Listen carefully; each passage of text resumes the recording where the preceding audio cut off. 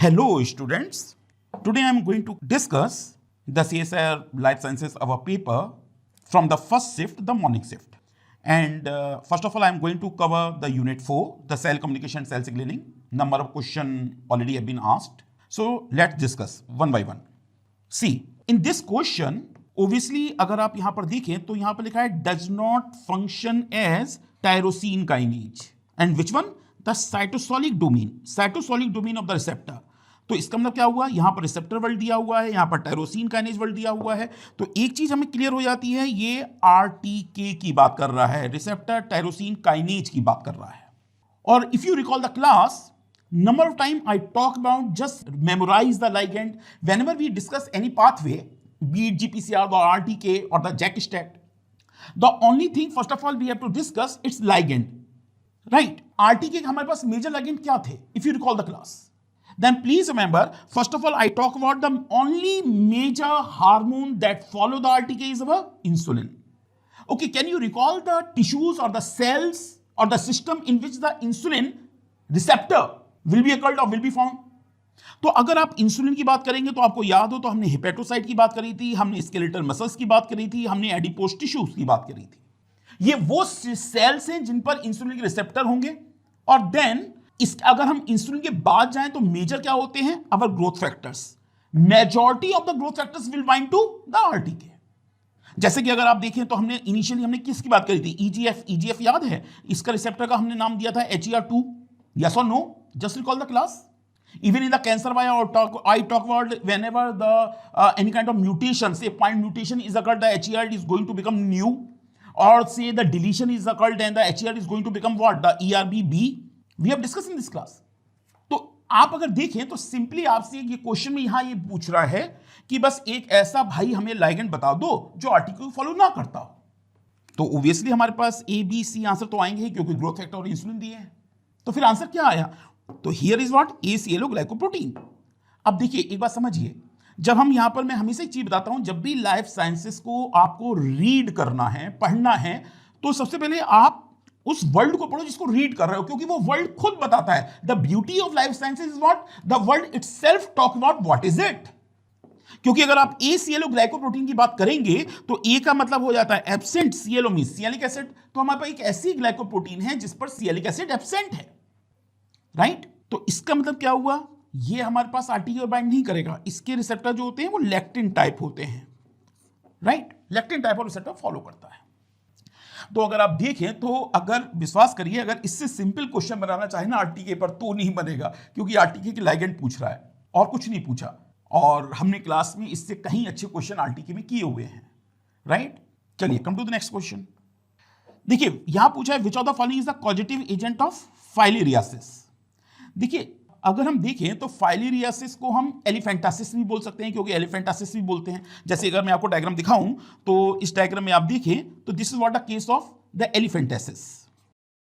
आप देख रहे हैं कि हमारे पास हो सकता है ये वन लेग में हो सकता हो, ये दोनों पैरों में नजर आ रहा हो, तो ये कोई भी केस बन सकता है। और आप देख रहे हैं जो हमारे पास जो साइज है वो एक्सट्रीम स्वेल करता हुआ नजर आ रहा है, राइट?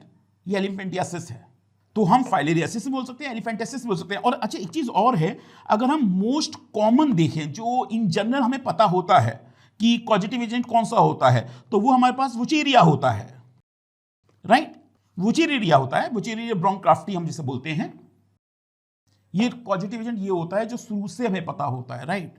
लेकिन इस बार बस क्या किया, इस बार उन्होंने जो फाइलेरियासिस का जो कॉजेटिव एजेंट्स दिए हैं वो अलग दे दिया, राइट? जैसे अच्छा लेकिन एक चीज मैं आपको बताऊं, ये आप कुछ क्लास में कर सकते थे। कैसे? आपको अगर इम्यूनो की क्लास रिकॉल हो तो मैं हमेशा, इनफैक्ट मैंने ये टेस्ट पेपर में क्वेश्चन भी दिया हुआ है लिस्टीरिया पर। लिस्टीरिया पे क्वेश्चन दिया हुआ है कि लिस्टीरिया जाता है, राइट? अगर आपको क्लास में क्वेश्चन याद हो तो मैंने ये क्वेश्चन कराया था कि इंट्रासेलुलर अगर हम पैथोजन की बात करें, नॉर्मली जो बैक्टीरिया हैं अगर हम देखें मोस्टली वो एक्स्ट्रा सेलुलर होते हैं, लेकिन अगर इंट्रासेलुलर की बात करें तो उसमें लिस्टीरिया की बात करेंगे, माइकोबैक्टीरियम की बात करेंगे। ओके, लिस्टीरिया क्या करता है? कैन यू रिकॉल लिस्टीरिया क्या करेगा? तो जब भी हम लिस्टीरिया की बात करते हैं तो हम बोलते हैं जैसे, अच्छा, और अगर आपको याद हो तो हमने ये भी आपको याद बताया था कि लिस्टीरियोलाइसिन रिलीज करता है, right? Whenever it is intrudes it will release a listeriolysin. तो और फिर डिजीज कौन सा कॉज करेगा? लिस्टीरियोलाइसिन है, तो उसी से एक नाम डिजीज आ जाता है, लिस्टीरियोसिस। That is what a disease, right तो एक चीज देखिए, एक चीज हमें क्या समझनी थी, अगर लिस्टीरिया है और आपने क्लास को पढ़ा हुआ है, क्लास में आप अटेंड करते रहे हो, तो आपको क्लियर हो जाएगा कि लिस्टीरिया तो कॉजेटिव एजेंट नहीं होगा, क्योंकि वो लिस्टीरियोसिस करता है, वो बैक्टीरियल डिजीज है। तो एक चीज, एक दो चीजें अगर आपको याद आ रही हो तो ये फूड बॉर्न डिजीज कॉज करता है, राइट, रॉड शेप होता है, ग्राम पॉजिटिव होता है, एक दो चीजें हमने क्लास में कभी ना कभी डिस्कस की होंगी। लेकिन जब हम क्रिप्टोकोकस पे आते हैं, कोकस, तो ऑब्वियसली ये हमारे पास फंगाई है, right. Cryptococcus is what one major, जैसे अगर आपको पता हो तो नॉर्मली क्रिप्टोकोकस जो हमारी बॉडी में एंटर कर रहा है वो कैसे करेगा, नॉर्मली ब्रीदिंग से एंटर करेगा, क्योंकि नॉर्मली फंगाई, आप अच्छी तरह से एक चीज समझ सकते हैं, जैसे कि आज के टाइम में आपने पढ़ा होगा कि कोविड होने के बाद अगर हम कहें तो ब्लैक फंगस के केसेस राइज कर रहे थे, तो normally we and fungi start living together and develop a way to live simultaneously in the same place in the same region। तो नॉर्मली हमें एक दूसरे से इस तरह से प्रॉब्लम डेवलप नहीं होती until unless अगर हमारा इम्यून सिस्टम वीक ना हो रहा हो, हमारी बॉडी की होमोस्टासिस ब्रेक ना कर रही हो, तभी नॉर्मली फंगल डिजीज आना शुरू कर देती हैं। और बेसिकली अगर वो हमारे पास इंट्रा मींस मूव कर रही है, हमारी बॉडी के अंदर आ रही है। और अगर हम फ्रांसिसेला की बात करें तो ये भी हमारे पास एक बैक्टीरियम है, अगर लिस्टीरिया हमारे पास ग्राम पॉजिटिव होगा तो ये ग्राम निगेटिव है। ऑब्वियसली फ्रांसिसेला, अब हम हर बैक्टीरियम को क्लास में डिस्कस नहीं कर सकते, तो फ्रांसिसेला शायद डिस्कस ना किया होगा। लेकिन अगर हम देखें कि फाइलेरियासिस की अगर बात आ रही है, तो फाइलेरियासिस कौन कॉज करेगा, who will cause the filariasis? तो एक बात ध्यान रखिएगा, नॉर्मली हमारे पास फिर केस आता है यहां पर किसका, ब्रूजिया का, ब्रूजिया मलाय। ये मैं जरूर कहूंगा इस बार कॉजेटिव एजेंट दूसरा दे दिया है। अब there are hundreds of positive agent, अब हर पॉजिटिव एजेंट को हम नहीं पढ़ा सकते हैं, लेकिन हाँ ब्रुचूरिया हमें पता था, बुचेरिया जो हमने यहाँ पर बताया कि बुचेरिया हमारे पास पता होता है, कॉमन निमेटोड होता है, राउंड वर्म होता है, लेकिन इस बार इन्होंने नया दिया है, so we have to change our strategies. और हमें देखना होगा कि अब न्यू जो पैथोजेंस इस तरह से क्वेश्चन पेपर में आने लगे हैं, तो उनको भी अब हम इनकॉर्पोरेट कर लें। Come to the next, tumours are generally classified by, देखिए ये क्वेश्चन एक तरह से समवॉट रिपीटेड सा है, एक बार शायद अगर याद हो तो पार्ट बी में ही एक बार ऐसा क्वेश्चन पहले भी आ चुका है, उसमें शायद कार्सिनोमा सार्कोमा देके बोला था कि किससे डिराइव्ड हुआ है, इस तरह का क्वेश्चन ऑलरेडी पूछा जा चुका है। अब एक चीज बताइए, जब भी हम ट्यूमर की बात करते हैं तो ट्यूमर को हम कैसे डिफाइन करते हैं? If you recall the class, तो हमने आपको शायद बताया होगा, हम कार्सिनोमा बोलते हैं, राइट, कार्सिनोमा बोलेंगे या सार्कोमा बोलेंगे, और फिर हमने सार्कोमा में भी हमने किस तरह से मूव कर गए थे, हमने बताया था कि जो मीजोडर्मल हैं they are somewhat referred as sarcoma, और जो एपिथेलियल या हमारे पास हम जैसे इस तरह से बोलें कि एक्टोडर्मल या एंडोडर्मल जा रहे हैं, रिमेंबर हमने बात करी थी, जैसे लंग की बात करें या हम कोलोन की बात करें या हम इसोफेजियल बात करें या स्टमक की बात करें या हम स्किन की बात करें, तो हम यहाँ पर हैं। तो ये भी आपको बताया था कि क्लास में फिर हमारे पास कार्सिनोमा नॉर्मली ज़्यादा होता है, क्योंकि एक्टोडर्मल एंडोडर्मल 2 जर्म लेयर हमारे सामने आ रही हैं, तो मेजॉरिटी ऑफ द जो ट्यूमर हैं वो यहीं आ रहे हैं। तो अगर आप इस तरह से क्लास को रिकॉल करके देखें, तो जब हम कार्सिनोमा या सार्कोमा की बात करते हैं तो हम किसकी बात कर रहे हैं, हम सेल्स की बात कर रहे हैं। और जब हम सेल्स की बात कर रहे हैं तो डेफिनेटली अगर आपसे पूछा जाए क्लासिफाइड, तो the if you recall the class and if you go to the notes, हम लिखते ही ये है क्लासिफिकेशन ऑफ द ट्यूमर, और सबसे पहले हम यही बताते हैं कि कार्सिनोमा सार्कोमा क्या है और किसके बेसिस पर हमने डिफाइन किया है। And that's why if you see here, the only option that match with our notes is what here, the tissue or the cell of origin। क्योंकि एक बात समझिए, viruses can cause the tumor or the malignancy, but all the tumors are not caused by the viruses, तो उनके basis पर हम classify नहीं कर पाएंगे, राइट। ऐसे ही पर्सन हु डिस्कवर्ड देम या अब एक बात समझिए, अगर हम देयर मेटास्टैटिक एबिलिटी की बात करें, तो जितनी भी ट्यूमर है, जितनी भी मेलिग्नेंसी है, सभी में मेटास्टासिस होता है। आर यू गेटिंग इट और नॉट? तो अब अगर आप ट्यूमर की बात कर रहे हैं, तो ट्यूमर को हमने कैसे क्लासिफाई किया है, जस्ट क्लास को जरा सोचिए। एक तो हमने क्या किया, हमने सेल्स के बेसिस पर बताया था, एक्टोडर्मल, एंडोडर्मल, मीजोडर्मल, या आपको क्लास याद हो तो हमने टीएनएम क्लासिफिकेशन बोला था। टीएनएम क्लासिफिकेशन कराते हैं, यानी हमारे पास ट्यूमर कैसा है, लिम्फ नोड में कितना जा चुका है, उसकी मेटास्टासिस कितनी हो चुकी है, या फिर हम ग्रेड की बात करते हैं कि as per the WHO। So these are the way to define or the classify the tumor rather than we go by the other way। So basically हमारे पास 3 major way हैं कि आप ट्यूमर को डिसाइड कर पाएं या डिफाइन कर पाएं, right. So again this is what very generalized question. आप एक चीज समझिए, अगर आप क्लास को रेगुलर वे में अटेंड करते रहे हैं, या आपने क्लास को सुना है और जैसा कि मैं बार बार क्लास में बोलता हूं आपने रिवाइज किया है, तो मुझे लगता है ये क्वेश्चन आपको कहीं प्रॉब्लम कर रहे होंगे। यस, मैं फाइलेरिया का मानता हूं कि फाइलेरिया में इस बार हमारे पास कॉजेटिव एजेंट अलग आया है तो ये प्रॉब्लम कर सकता है, लेकिन जो हमारा पहला क्वेश्चन था आरटी के लाइगेंड पूछे हुए हैं, सेकंड क्वेश्चन है ट्यूमर का क्लासिफिकेशन किसके बेसिस पर किया है। तो ये क्वेश्चन, अब देखिए हमें सभी क्वेश्चन तो नहीं करने हैं ना, पार्ट बी में 50 में से 35 करने, कुछ तो छोड़ना ही है ना, लेकिन जो क्वेश्चन क्लास से आ रहे हैं वो गलत नहीं होने चाहिए। Come to what here, a breakthrough in the cancer therapy is expected where the T cells are taken from the patient। तो पहली बात तो समझिए, मैंने आपको हमेशा कहा है जब भी क्वेश्चन आए तो उसे ब्रेक करना सीखिए। पहले हमसे कहा गया, हमने किससे लिया, पेशेंट से लिया। मॉडिफाई इन द लैब, आपने लैब में उन्हें मॉडिफाई कराया जिससे कि वो कैंसर सेल पर अटैक कर सके।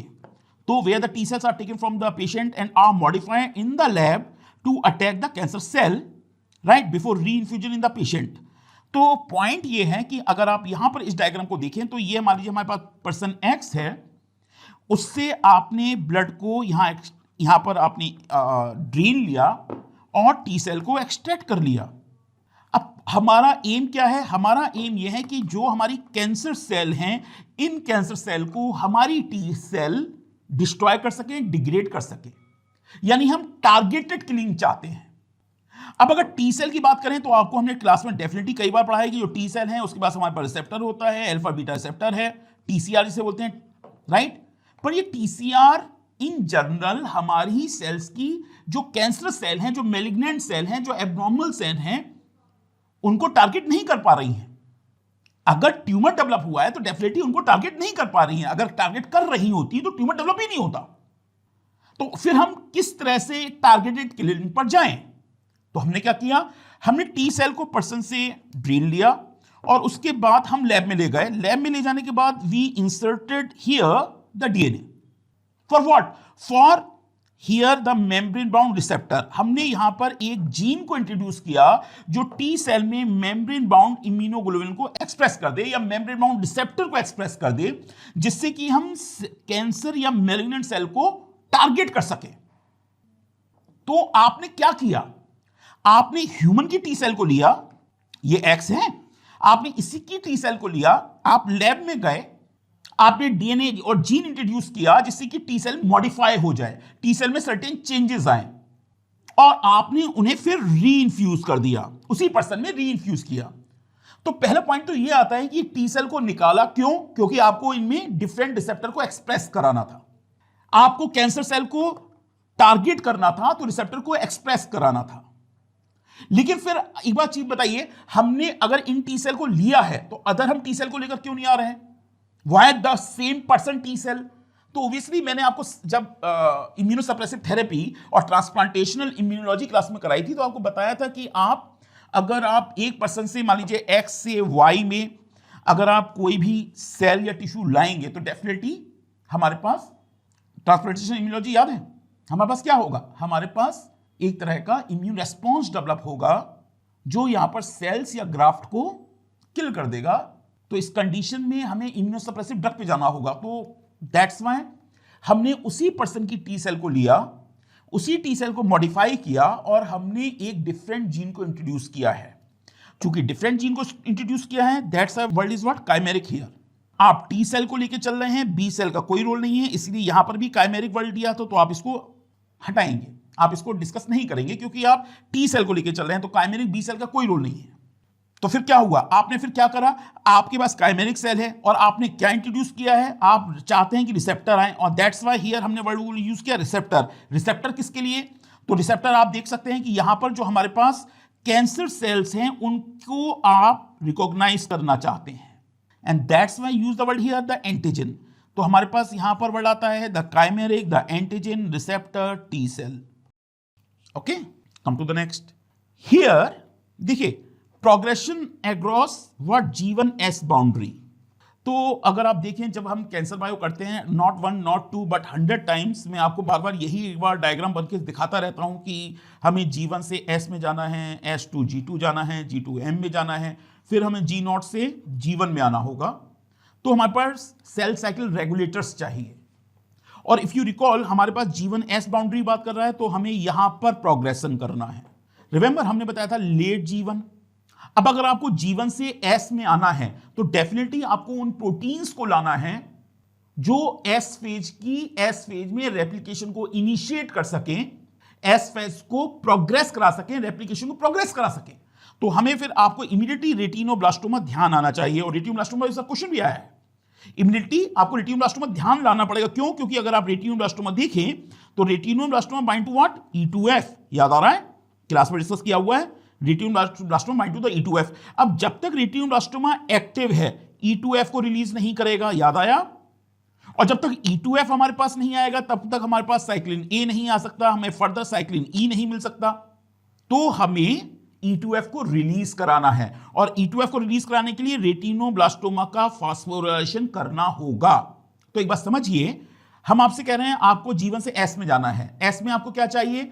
आपको रेप्लिकेटिंग इनिशिएटर प्रोटीन्स चाहिए, आपको साइक्लिन ए चाहिए। कौन ला के देगा? E2F। लेकिन E2F अगर आप देखें जीवन स्टेज में, अगर आप सेल को देखें तो E2F रेटिनोब्लास्टोमा से बाइंड किए हुए है। That is the point here.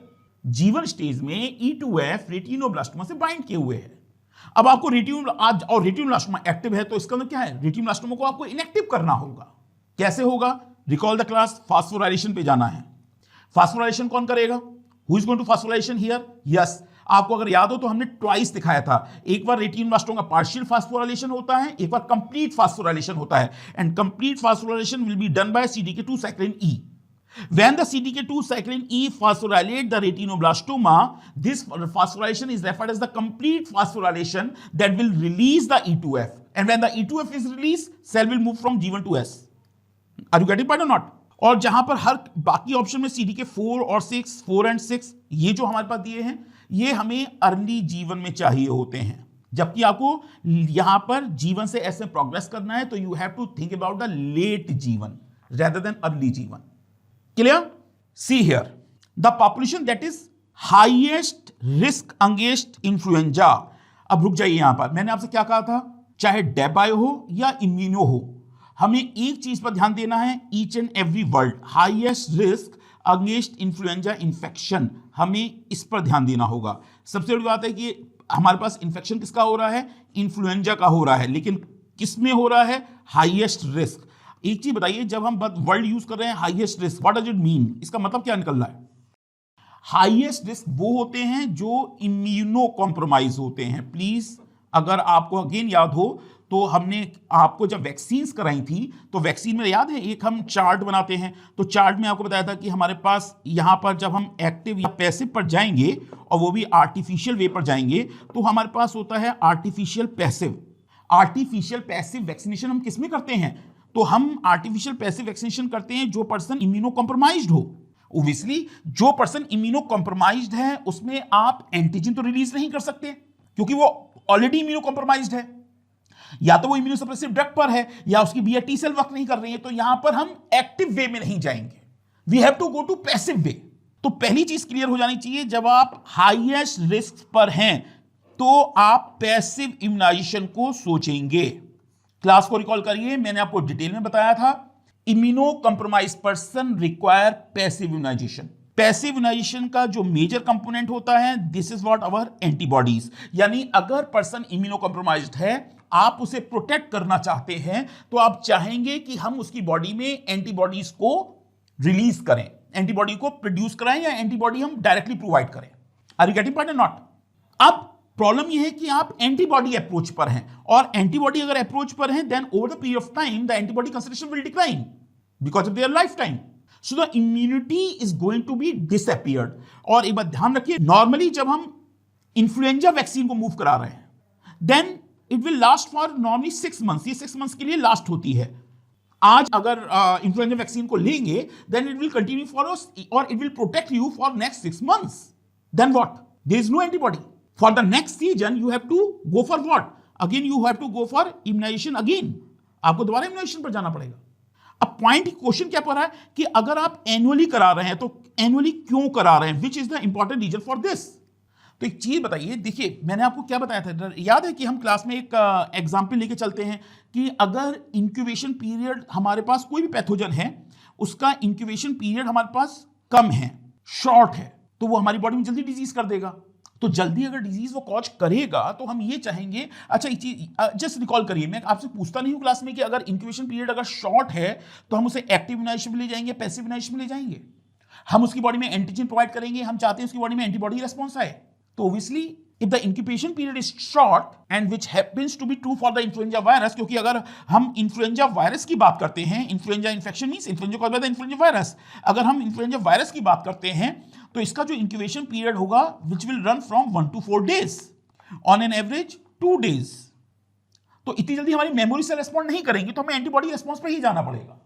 लेकिन एक बात आप जस्ट समझिएगा, हियर वन एक्स्ट्रा पॉइंट क्या है, अगर मान लीजिए हमारे पास ये हाईएस्ट रिस्क ना दिया होता, हियर हमारे पास इस तरह से वर्ड नहीं आता और हमसे लिखा जाता पॉपुलेशन दैट इज एट और that is population that is what we want to protect the population against influenza infection, और वो भी हमें एनुअली देना है। तो which of the following most important reason for this. तो एक बात ध्यान रखिए, अगर इस तरह से आता हाईएस्ट रिस्क ना दिया होता तो हम फर्स्ट ऑप्शन पे मूव कर गए होते, क्योंकि आप देखें तो इन्फ्लुएंजा में जो हमारे पास स्ट्रेन है, जैसे हम स्ट्रेन ए की बात करें या स्ट्रेन बी की बात करें, they keep on changing their surface molecule. आपको याद हो तो हमने यहां पर हीम एग्लूटिनिन और न्यूरामिनिडेज की बात की थी। तो ये बार बार चेंज हो रहे हैं और इसीलिए जो हमारी इन्फ्लुएंजा वैक्सीन है वो एनुअली बेसिस पर अपडेट की जाती हैं। यस, जो इन्फ्लुएंजा वैक्सीन है वो एनुअली बेसिस पर अपडेट की जाती हैं। तो जो वैक्सीन आपने से, जैसे लास्ट टाइम अगर आपने today is what we are at 2022 right, और अगर आपने 2021 में अगर इन्फ्लुएंजा का वैक्सीन लिया है तो क्वाइट पॉसिबल उसमें H3N1 हो, लेकिन वो H5N1 के लिए प्रोटेक्टेड ना हो। तो आज अगर आप वैक्सीन लेंगे तो हो सकता है उसमें H5N1 हमने मूव करा दिया हो। तो दो चीजें हैं, पहली चीज क्या है, इन्फ्लुएंजा कॉन्स्टेंटली अपने आप को चेंज कर रहा है, जो हमारा फर्स्ट ऑप्शन है। चूंकि कॉन्स्टेंटली चेंज हो रहा है इसलिए आपको वैक्सीनेशन लेना होगा। लेकिन ध्यान रखिए, मैं फिर बोल रहा हूं, जबकि यहां पर हाईएस्ट रिस्क ना हो। अगर आप हाईएस्ट रिस्क का लेकर चलेंगे तो आप इम्यूनो कॉम्प्रोमाइज पर हैं, आप एंटीबॉडी अप्रोच पर हैं, आप इमीडिएट एक्शन चाहते हैं, तो आपको यहां पर इंक्यूबेशन पीरियड को सोचना होगा। ओके, और रेस्ट तो कोई मतलब नहीं है, क्योंकि इंक्यूबेशन पीरियड हमारे पास शॉर्ट होता है, यहां पर देखिए लॉन्गर दिया है। तो इस तरह से बाकी ऑप्शन तो हम ओब्वियसली रिजेक्ट कर देंगे। तो आपको पता चल गया और भी ऑप्शन कब आएगा। नाउ अब यहां पर देखिए एक्स्ट्रासेलुलर मैट्रिक्स से क्वेश्चन है, अगेन यही क्वेश्चन है, यही पैटर्न है, बार बार इसी तरह के क्वेश्चन बनकर आते हैं। मैं क्लास में आपसे बोलता भी हूं कि ये जो प्रोटीन्स हैं इनको आप रिकॉल कर लीजिए, इनके स्ट्रक्चर को ध्यान रखिए। या तो स्ट्रक्चर बेस्ड क्वेश्चन आता है या फंक्शन बेस्ड क्वेश्चन आता है। इस बार स्ट्रक्चर फंक्शन दोनों मिलाकर दिए हैं। बेस्ट तरीका क्या है, मैं क्लास में आपको क्या बताता हूं, जैसे कि जो मोस्ट कॉमन है उसे उठा लीजिए। इंटीग्रिन का स्ट्रक्चर हमें पता है वो अल्फा बीटा का हेटेरोडाइमर होता है। अगर डायग्राम याद ना हो तो देखो क्लास में मैं डायग्राम दिखाता हूं। हमारे पास जो इंटीग्रिन है वो अल्फा बीटा का हेटेरोडाइमर होता है। ये आपकी यहां पर इंटीग्रिन आपको शो की गई है। तो अब जब आपको इंटीग्रिन का अल्फा हेटेरोडाइमर मिल गया तो इमीडिएटली आपको पता चलता है आर के बाद हमारे पास 4 आएगा।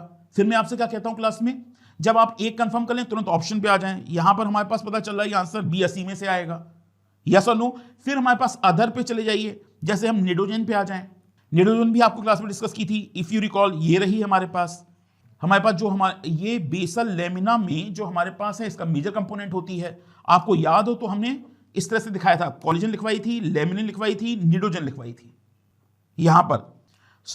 तो इसका मतलब क्या हुआ कि हमारे पास जो निडोजन है वो हमारे पास बेसल लेमिना का पार्ट होगा। ढूंढ लीजिए principal structure protein of basal lamina. तो हमारे पास जो पी है उसका 3 हो जाएगा, ये देखिए। बाकी तो पता चल गया कि हमारे पास नहीं होना है। और कंफर्म करना है, फाइब्रोनेक्टिन पर आ जाइए। फाइब्रोनेक्टिन क्या है, फाइब्रोनेक्टिन में आपको बताया था कि हमारे पास डिफरेंट आइसोफॉर्म मिलते हैं, ये आपको क्लास में बताया था। तो यही क्वेश्चन बार बार इंटीग्रिन या गैप जंक्शन या हमारे पास टाइट जंक्शन, इन्हीं पर घूम फिर के क्वेश्चन बनते रहते हैं, right. Now which of the statement given below regarding generation of monoclonal antibodies. अब एक चीज बताइए, मोनोक्लोनल, अगेन मैं आपसे बार बार एक ही चीज बोल रहा हूं, अगर हम क्लास को ध्यान से समझें तो पेपर में एज सच हमें प्रॉब्लम नहीं आनी चाहिए, क्योंकि आप देखें तो मेजॉरिटी ऑफ द क्वेश्चन तो क्लास से ही आ रहा है। जैसे कि अगर हम बोल रहे हैं मोनोक्लोनल एंटीबॉडी, मोनो सिंगल बताया था क्लास में, single clone of B cell, बार बार एक ही चीज बोलते हैं, monoclonal antibody produce by single clone of B cell. देखिए लिखा हुआ है सिंगल स्टिमुलेटेड बी लिम्फोसाइट। हमें इनकरेक्ट को आइडेंटिफाई करना है। क्लास में बार बार बोलता हूं, क्वेश्चन को पढ़े तो पहले ढूंढ लीजिए कि करेक्ट को आइडेंटिफाई करना है या इनकरेक्ट को आइडेंटिफाई करना है। तो यहां पर आपको इनकरेक्ट को आइडेंटिफाई करना है। ये सही है क्योंकि single clone of B cell, आपको मैंने ये बताया था कि अगर single clone of B cell यानी अगर आप प्लाज्मा बी सेल पर हैं, प्लाज्मा से बी सेल आपको डिजायर एंटीबॉडी दे रही हैं, मोनोक्लोनल एंटीबॉडी दे रही हैं, लेकिन if we in the country like India as such we have the huge population base और commercialize आपको स्केल पर, कॉमर्शियल स्केल पर अगर आपको एंटीबॉडी प्रोड्यूस करनी है तो आपको प्लाज्मा बी सेल की लाइफ को बढ़ाना पड़ेगा। Plasma B cell terminally differentiated होती हैं। If you recall the class again, मैं बार बार बोल रहा हूं रिकॉल द क्लास अगेन क्योंकि क्लास में कई बार कराया है, तो इनकी लाइफ टाइम हमें बढ़ानी होगी। तो रिमेंबर हम फ्यूजन कराते हैं, जैसे कि अगर आपको याद हो तो ये हमारा एक माउस है। रिमेंबर माउस में क्लास में कैसे बनाता हूं, याद आ रहा है? Just to recall the class आप ध्यान कर लें। तो यहां पर हमने एंटीजन इंट्रोड्यूस किया विद सिंगल एपिटोप। हमारे पास प्लाज्मा बी सेल आ रही हैं। अब ये प्लाज्मा बी सेल चूंकि इनकी लाइफ टाइम लिमिटेड है तो आपको इनको फ्यूज कराना है, तो आपने माइलोमा सेल से इनको फ्यूज कराया, मैलिग्नेंट बी सेल से इनको फ्यूज कराया, तो इसीलिए हमारे पास सेकंड पॉइंट आ जाएगा, producing B cell fuse with the long lived. Long lived का मतलब क्या है? Myeloma B cell. फिर हाइब्रिडों से generated antibody selected, yes HAT medium तो ऑल आता ही है। Remember hypoxanthine, aminopterin, thymidine. अच्छा एक चीज बताइए, अमाइनोप्टेरिन किसको ब्लॉक करता है? डी नोवो पाथवे को या सॉल्वेज पाथवे को? Yes it is de novo, और इसीलिए हमारे पास ये डी ऑप्शन गलत हो जाएगा। देखिए हेड मीडियम के ना ब्लॉक सॉल्वेज पाथवे, हम डी नोवो पाथवे को ब्लॉक करते हैं, ये सॉल्वेज पाथवे को ब्लॉक कर रहा है। इससे अगेन अगर आप देखें तो देखिए होता क्या है ना, जब हम पेपर देते हैं है ना, एग्जाम में पेपर देते हैं तो हमारे पास एक्स्ट्रा प्रेशर होता है, तो सामने दिखती हुई चीजें नजर नहीं आती। आप अब एक बात बताइए, जितने क्वेश्चन अब तक हम सॉल्व करते जा रहे हैं, ठीक है, कोई भी क्वेश्चन हम जो सॉल्व कर रहे हैं, एक चीज बता दीजिए कि क्वेश्चन टफ हो या बाहर से आ रहा हो या हमने क्लास में डिस्कस ना किया हो। देखिए सारे क्वेश्चन तो ओबीसी क्लास से नहीं आएंगे, एक आध क्वेश्चन तो बाहर से आएगा, इतना तो लिबर्टी देनी ही होगी, लेकिन हमें यह देखना है ना कि हम ये सब क्वेश्चन कर सकते हैं नहीं, या क्लास में डिस्कस हुए हैं नहीं। इस क्वेश्चन को देखिए एक बात समझिए, कैंसर सेल और कैंसर स्टेम सेल पर पहले भी डायरेक्ट क्वेश्चन नहीं आया, लेकिन कैंसर सेल और कैंसर स्टेम सेल पर स्टेटमेंट वाइज क्वेश्चन आया है। और इसीलिए क्लास में आपसे मैं बार बार एक चीज बोलता हूं कि जो हमारी टेस्ट एंड इवोल्यूशन है, जिसमें प्रीवियस ईयर के क्वेश्चंस दिए हैं, उनको बार बार करिए, 100 टाइम्स करिए। टेस्ट एंड इवोल्यूशन याद है? कलर उसका पेज याद है? फ्रंट पेज कैसा है? अब तो भूल ही गए होंगे, कर ही नहीं रहे हैं हमेशा की तरह। जो स्टूडेंट्स करते हैं वो क्लियर कर लेते हैं, जो नहीं करते हैं फिर उन्हें लगता है कि उनसे कहां गलती हुई। तो जो प्रीवियस ईयर क्वेश्चन यहां पर हैं और उनमें यूनिट वाइज सेपरेशन है, अगर आप उसके अकॉर्डिंग देखें तो मैंने आपको क्लियरली बताया, एक एक वर्ड को रीड करिए, हो सकता है वो वर्ड आपका नेक्स्ट क्वेश्चन सॉल्व करा दे, उस वर्ड पर या उससे रिलेटेड कंसेप्ट पर नेक्स्ट टाइम क्वेश्चन आ रहा हो। तो अगर आप यहां पर देखिए क्या बोला है, propose for cancer cell and cancer stem cell. एक चीज बताइए, यहां पर ये डायग्राम देखिए, यहां पर ये डायग्राम मैं फर्स्ट ऑफ ऑल लाया हूं, ये मैंने क्लास में डिस्कस नहीं किया था, लेकिन मैंने चाहा कि एक डायग्राम ऐसा हो जिसमें normal cell, cancer stem cell, ये हमारी यहां पर सीएससी है, कैंसर स्टेम सेल, राइट, ये हमारी नॉर्मल सेल है और ये कैंसर सेल है। एक डायग्राम में ही अगर हम सारी प्रॉपर्टीज को ला सकें तो, और वो डायग्राम मैंने प्रिपेयर किया है। अब आप देखें तो कैंसर सेल में हमारे पास क्या होगा, म्यूटेशन होगा, ये इमेच्योर होंगी, अनकंट्रोल ग्रोथ होगी, यानी ये रिपीटली डिवाइड कर रही हैं और अनकंट्रोल ग्रोथ पर हैं, इनमें म्यूटेशन हो रहा है, राइट, और ये एपोप्टोसिस पर नहीं जाएंगी, ये इनकी प्रॉपर्टी है। कैंसर स्टेम सेल पर जाएं, एपिथेलियल टू मेसेंचाइमल ट्रांजिशन, हाइपोक्सिया होते हुए भी ये सेल डिवाइड करेंगी, राइट। कैंसर स्टेम सेल कौन सी होती हैं? ट्यूमर इनिशिएटिंग सेल, यानी अगर हमारे पास यहां पर, जैसे कि कलर को देखिए, ये हमारे पास कैंसर स्टेम सेल हैं, तो यहां पर अगर हम कैंसर स्टेम सेल बोले तो ये क्या करेंगी, जैसे कि आगे देखिए क्या लिखा हुआ है, सेल्फ रिन्यूएबल प्रॉपर्टी लेके चल रही हैं। क्योंकि स्टेम सेल हैं तो सेल्फ रिन्यूएबल ही होती है, स्टेम सेल वही होगी जो सेल्फ रिन्यूएबल प्रॉपर्टी होगा। बेसिक स्टेम सेल को अगर आपको डिफाइन करना है तो आप यही बोलोगे वो सेल्फ रिन्यूएबल हो, एसिमेट्रिकली डिवाइड कर रही हो, राइट। और फिर जब हम सरफेस मार्कर की बात कर रहे हैं तो सीएससी के सरफेस मार्कर कौन से होंगे? क्लास याद है? CD100, CD133 बताया था, CD44 बताया था, राइट। तो ये वो कैंसर स्टेम सेल हैं जो सेल्फ रिन्यूएबल करेंगी और आपको यानी उनकी नंबर बना रहेगा। अच्छा, एक चीज बताइए, अगर हमारे पास कोई ट्यूमर मास है या मेलिग्नेंट मास है तो कैंसर स्टेम सेल की पॉपुलेशन के बारे में क्या बताया था? तो आपको बताया था कैंसर स्टेम सेल की पॉपुलेशन बहुत कम होती है। मेजॉरिटी ऑफ द सेल तो कैंसर सेल्स होती है rather than cancer stem sales. If you recall तो मैंने आपको शायद परसेंटेज भी बताया था 1 to 3%। So if you have the one particular cell mass, malignant cell mass, and if you want to identify the cancer stem cell, you go for the cell marker, right? और इनमें mutation नहीं हो रहा है, ये केवल आपको वो सेल लाकर दे रही हैं जो म्यूटेशन पर जाएंगी, जिनमें हमारे पास अनकंट्रोल ग्रोथ आएगी। और एक दो अगर हम जैसे प्रॉपर्टी देखें तो cancer, normally cancer stem cell की बात हो रही है, तो एक बार बताइए, जो हमारे पास मेलिग्नेंसी है वो तो हमारे पास मेलिग्नेंसी ब्रेस्ट की भी हो सकती है, कोलोन की भी हो सकती है, पैंक्रियाज की भी हो सकती है।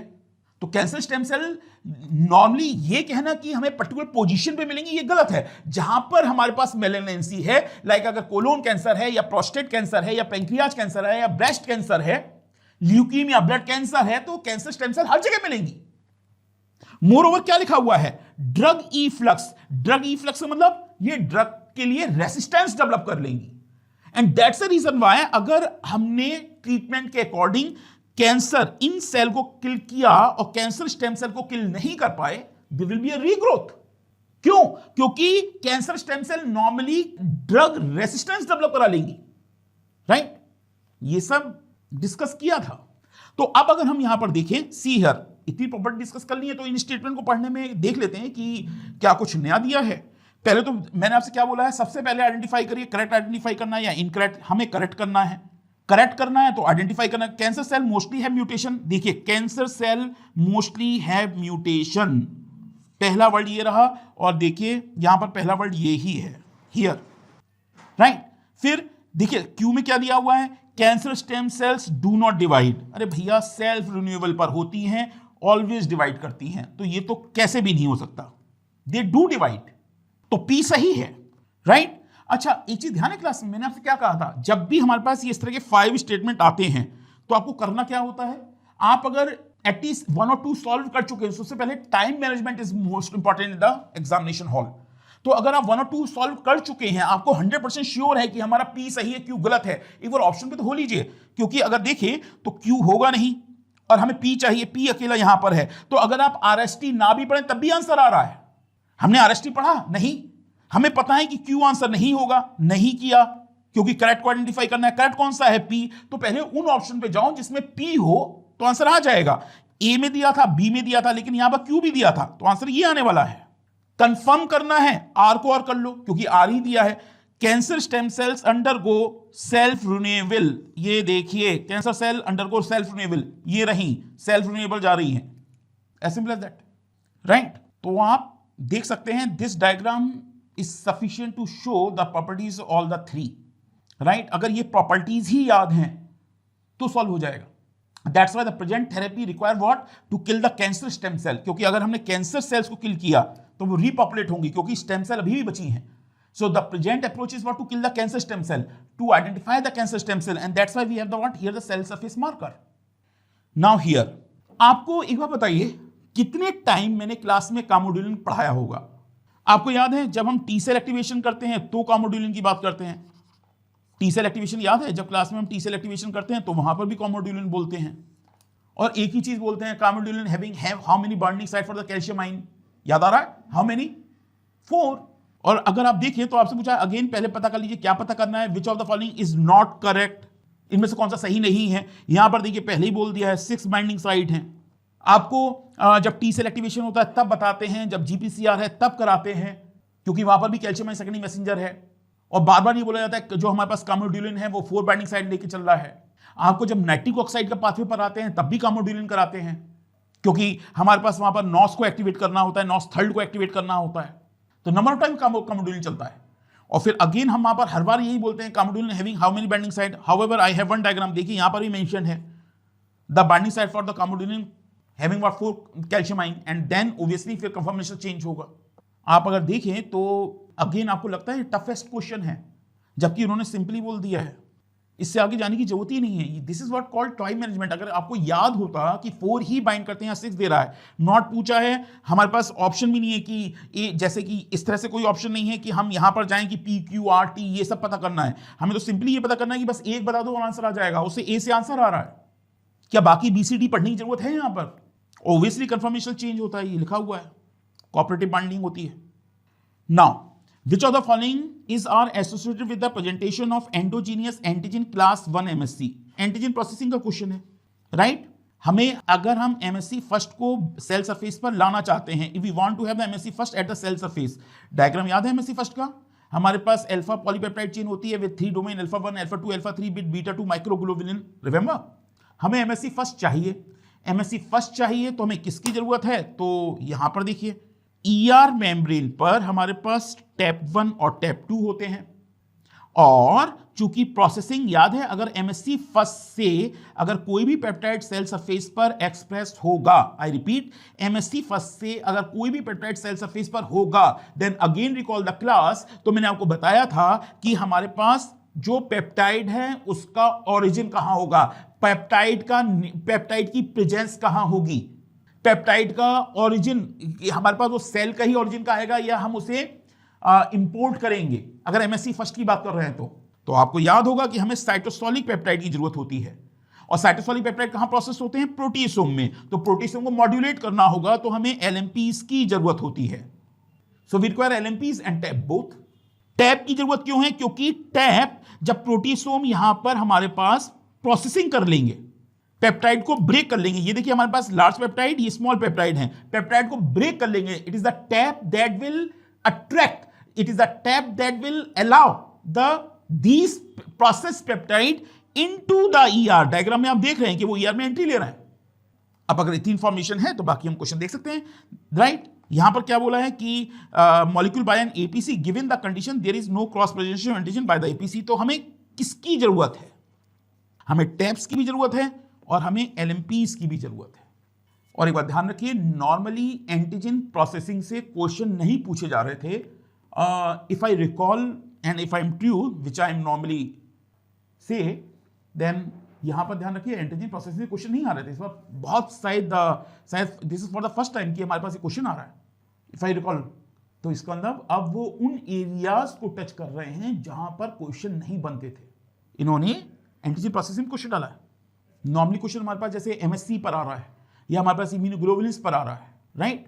या हमारे पास MSC रिस्ट्रिक्शन से क्वेश्चन आ रहा है, या टी सेल एक्टिवेशन से क्वेश्चन आ रहा है। एंटीजन प्रोसेसिंग क्वेश्चन इस तरह से नहीं बना है। तो अब हमें एंटीजन प्रोसेसिंग को भी डिटेल में और अच्छी तरह से रीड करना होगा, और ये आप जून के लिए ध्यान रखेंगे। ये तो फैब का पेपर है ना, आप जून के लिए ध्यान रखेंगे। Come to the next, this question on what? Retinoblastoma.